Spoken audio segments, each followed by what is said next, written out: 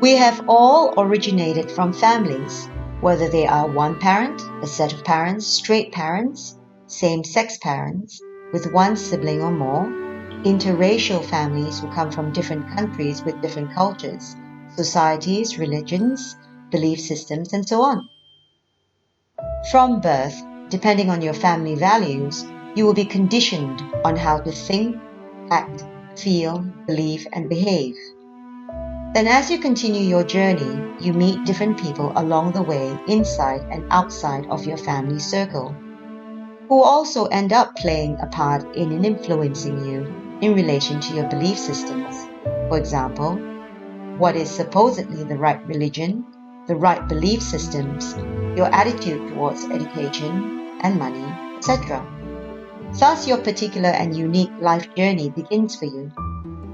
In general, we mainly continue to live in our own culture and society, but sometimes we may be lucky enough to travel with our families and live in foreign countries and experience other cultures. Therefore, some of us get an opportunity to experience more out of life at an earlier age. Whatever the circumstances, we are fed thoughts and belief systems which are ingrained into our headspace, and they either get stronger or weaker as we become adults. It is during adulthood when we may start to question our belief systems. For example, for a lot of families, playing a particular sport is considered very important, and a lot of focus goes into the children playing that sport and practicing every day and getting really involved. And this becomes very much part of the family's daily life and investment, emotionally and physically. There are so many other examples, one of which is family gatherings every weekend with extended family, where everyone in the family gathers in normally the grandparents' house to have lunch or dinner or spend the entire day there.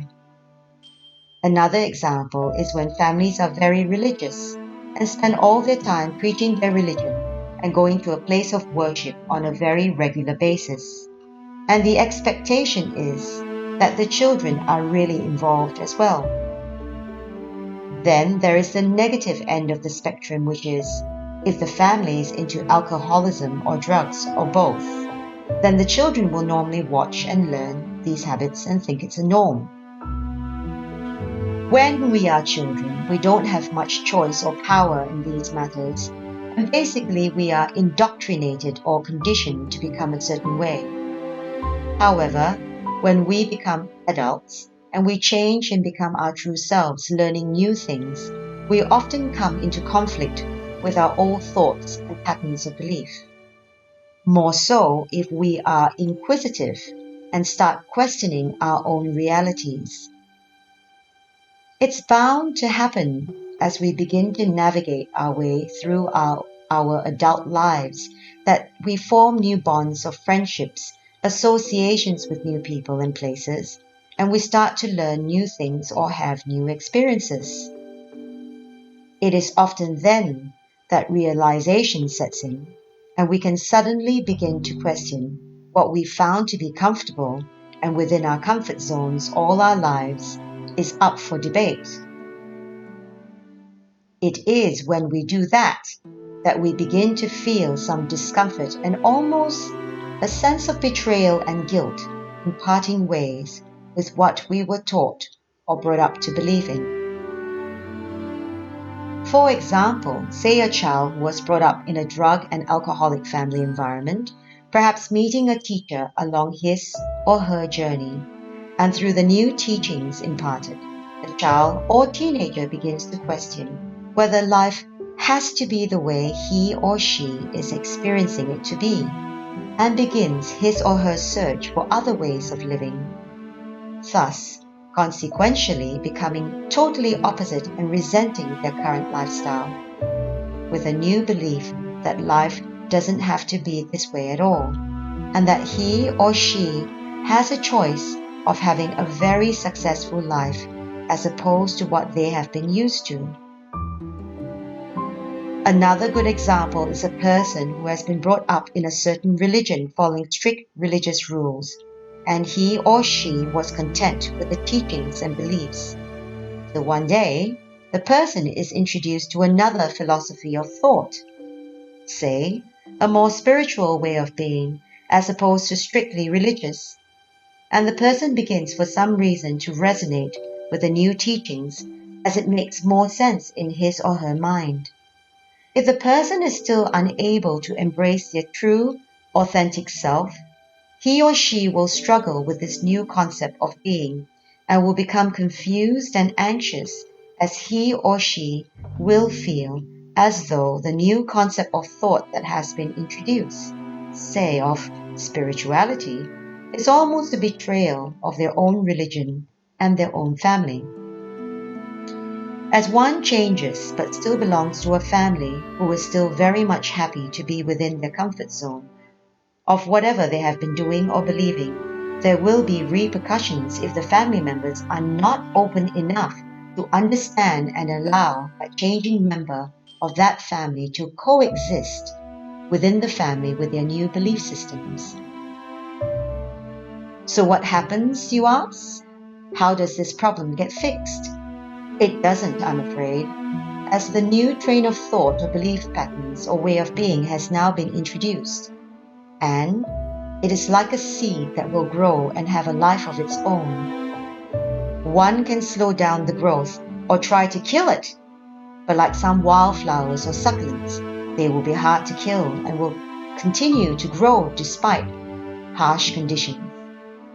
As you embrace a new thought or belief system that really resonates within you, and you find that you are happy and feel peaceful with the new changes that are happening to you, it really means that the changes are positive and you need to make a choice in relation to your family members. The two choices are simple. The first choice is to stifle what you are feeling and try to stop it short in its tracks, so that you go back to your family's comfort zone, but then you will be only living a lie. And the second choice is to go ahead and explore the uncharted new path as you are gravitating towards it anyway, and find your soul's true purpose with or without your family's consent.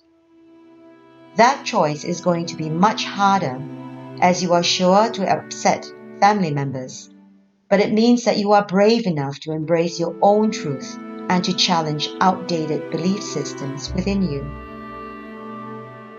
My personal take on this is simple. In my opinion, families are supposed to love us unconditionally, and that means, should we decide to start living in a way that deviates from them, that they should still accept and love us. But in reality, that is usually not the case. Just remember that at the end of the day, you need to live with you, with your own thoughts, and you will wake up with you and sleep with you. When I say this, I mean everything is within your own mind. And if you are no longer in sync with your old, outdated thoughts or perceptions, then you cannot possibly be completely happy within. If you deny yourself your own truth, then you are living a lie. Anything that is positive and that makes you feel alive and happy and in the right frame of mind cannot be wrong. You need to identify outdated beliefs and know that they can often be recycled throughout generations without question, even if they are no longer applicable.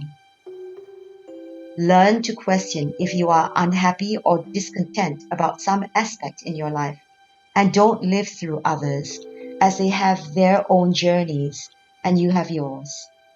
Be brave to embrace your true identity, whatever it is, and have the courage to change. This can be in relation to anything: your job, your religion, your sexuality, etc. Only when you can speak your own truth will you finally be free to be your authentic self.